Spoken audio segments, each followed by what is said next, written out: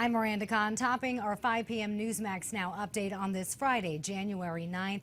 President Obama says the Paris terror attacks show what the terrorists really stand for. They have nothing to offer but hatred and human suffering. And we stand for freedom and hope and the dignity of all human beings. And that's what the city of Paris represents to the world. And that spirit will endure forever, long after the scourge of terrorism is banished from this world. France's President Francois Hollande also made a public address today urging his citizens to remain vigilant and united.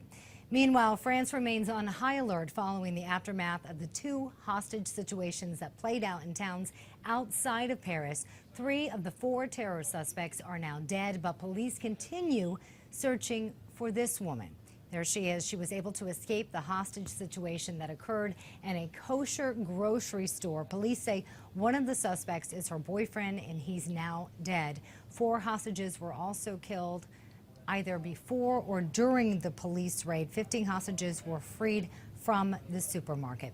Now, while that grocery hostage situation was going on, the Kouachi brothers, who carried out the massacre on the French satirical magazine Charlie Hebdo, were holed up inside a printing press in a small town. The brothers are now dead and the hostage was freed.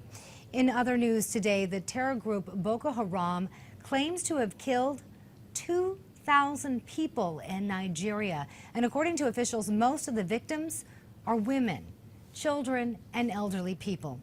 Amnesty International calls it the deadliest massacre in history of Boko Haram.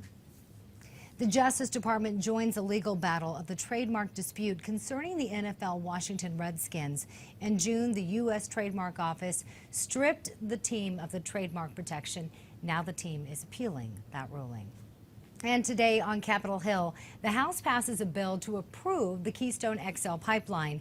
With 266 votes in the House, legislation will now head to the Senate, where the upper chamber will debate it next week. Nebraska Supreme Court threw out a challenge to the route for the $7 billion pipeline, removing a major roadblock.